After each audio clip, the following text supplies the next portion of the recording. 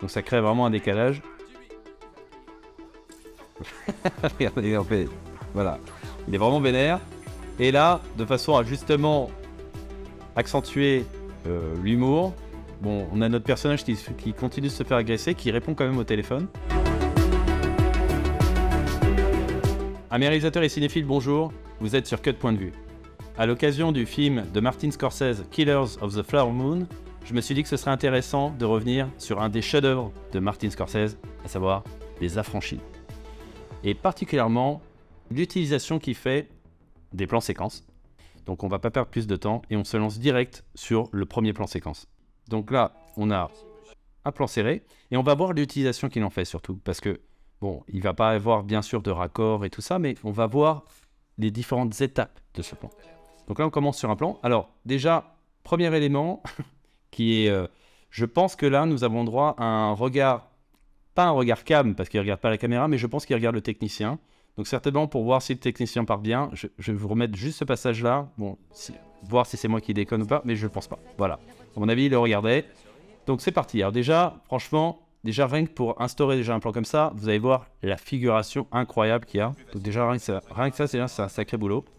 Donc là, on voit il y a une file d'attente. Il y a une file d'attente. Notre personnage arrive avec sa copine.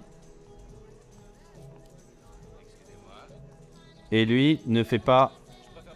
Il fait pas la queue, il va directement par l'entrée des artistes. Oui, voilà, comme il dit, c'est plus sympa. Donc là, on les suit et regardez, il y a une ouverture évidemment pour entrer justement dans ce monde qui est normalement réservé à l'élite. Lui, il paye évidemment, donc on voit que c'est un homme puissant. Il va y avoir plusieurs manières de montrer sa puissance. Donc là, voilà, on voit qu'il connaît tout le monde, hein, c'est un habitué.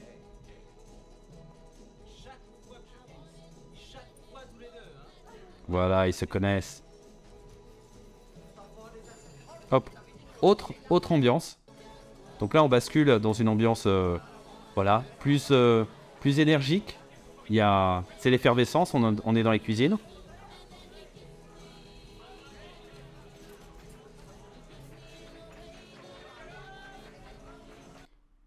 Franchement, il faut imaginer en fait la répétition qu'il y a dû avoir pour faire un tel plan. Déjà l'éclairage, franchement, parce que déjà il y a l'extérieur, l'intérieur, et puis il y a plusieurs intérieurs.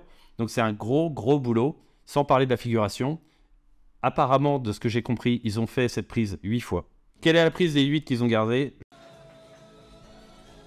C'est incroyable parce qu'il y a forcément un raté. Il y a forcément un moment, une personne dans le lot qui va regarder là où il faut pas et tout ça, c'est sûr, vu le nombre de personnages. Regardez là, la dynamique, là, ça c'est très intéressant, le fait d'avoir passé justement quelqu'un dedans, parce que ça donne justement, ça accroît la fluidité du mouvement, dynamisme du mouvement. Alors, dernière ambiance, allez, là il a de nouveau payé un type, hein. Il lui a serré la main mais il lui a donné un billet, et là on arrive sur ce qu'on peut imaginer être le directeur de l'établissement. Hop, il fait un signe.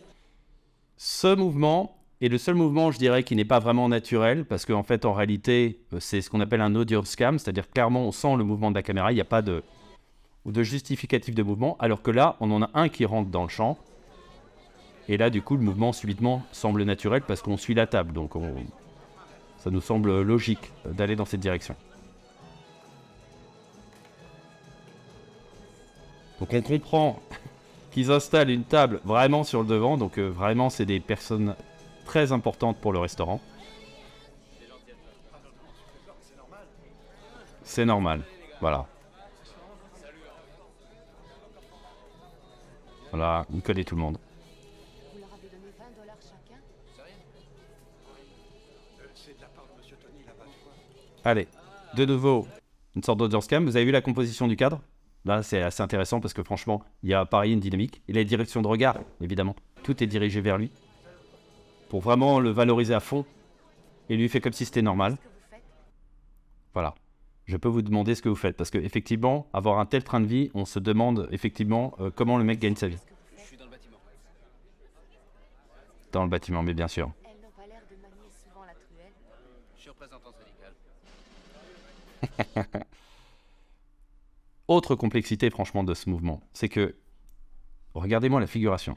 Il y a des figurations partout. On a parlé de la lumière. Mais là, en plus, il y a du jeu.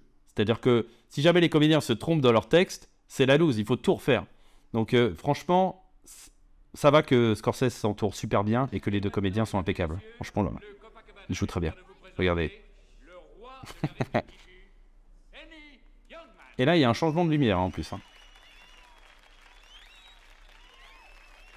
Et là, on arrive sur lui, qui va clore le plan. Voilà, pour de manière, le plan se termine là. Et on va étudier un autre plan séquence. Et vous allez voir la différence d'utilisation. Alors, de façon à pouvoir comprendre l'autre utilisation que peut faire Martin Scorsese d'un plan long, nous allons étudier un autre plan.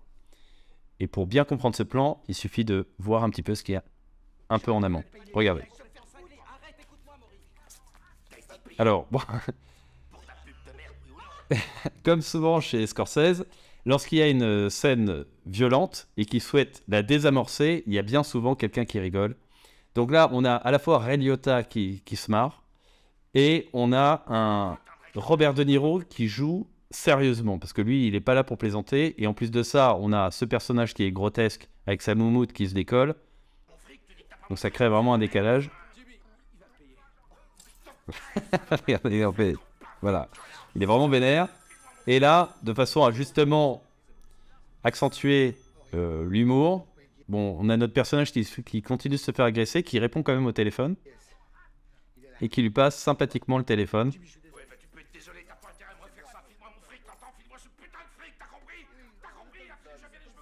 Donc là, il répond au téléphone. Donc comme si de rien. Et regardez, hop, on a resserré sur lui. Pour quelle raison? Parce que il se passe quelque chose d'important. Donc il a besoin, entre guillemets, d'être au calme. Donc les autres personnages disparaissent pour qu'on l'ait plus que lui. Reste là, ne bouge pas. Donc on comprend qu'il y a un problème avec sa copine. Il fonce à toute vitesse. Vous avez vu le dynamisme du plan, la caméra qui le suit comme ça en stage, j'imagine, pour dynamiser un petit peu le mouvement. Et regardez, on le voit partir. Hop, il arrive direct. On voit qu'il a une cigarette, donc on comprend qu'il est nerveux. Qu'est-ce qui s'est passé? Qu'est-ce qui s'est passé? Ça va? Ouais, ça va. Dis-moi qui t'a fait ça. Qui c'est? Dis-moi. Ce garçon qui habite dans la maison. Voilà, donc on comprend que c'est son voisin qui lui a fait un sale coup. On resserre. Qu'est-ce qui t'a fait ce salaud? Dis-moi. Et regardez, vous allez voir, il y a un effet qui est assez comique, c'est que Moi aussi à me toucher. elle est là en train d'expliquer, elle va pas terminer son histoire que lui... Ça, mais lui, il s'est pas arrêté. Je l'ai Allez, frappé. il en a assez entendu, Là, ça l'a vraiment c'est fait parti, il y va. Et il m'a jeté de la voiture. Voilà.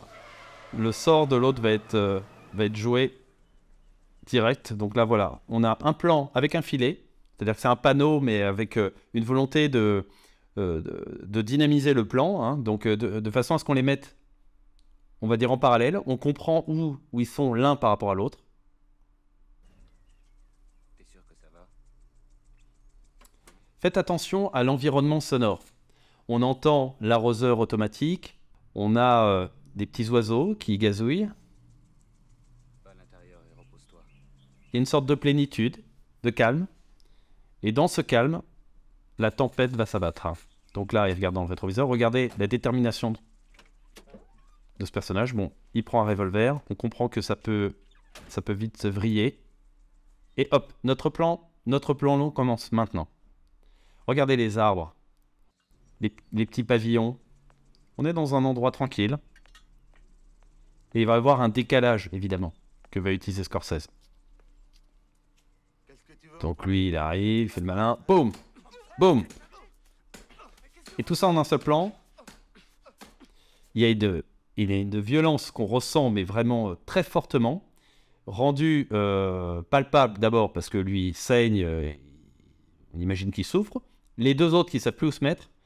Et ce qui accroît encore plus cette sensation de violence, c'est le côté propre. Regardez le côté propre de la voiture, rutilante, rouge, évidemment. Et boum. Alors, là, on peut se demander aussi de comment est-ce que le sang est apparu. Parce que ce qui est saisissant dans ce plan-là, c'est qu'on le voit saigner sans cut. Donc on se dit, bah, c'est qu'il l'a vraiment touché. Comment est-ce qu'il a fait? En réalité, l'astuce, c'est que ce comédien a du sang dans la main. Là, ici, dans cette main-là. Regardez bien. Hop, il se met la main sur le visage et hop, tout de suite apparition du sang. Et vous allez voir si vous faites attention à la main qui est là, qu'à un moment il va y avoir du sang qu'on va voir apparaître. Regardez, vous avez vu là? Il essaye de la cacher, mais on l'a vu. Hop, et là, le plan n'est toujours pas terminé. Donc lui repart en arrière. Regardez la détermination qu'il a.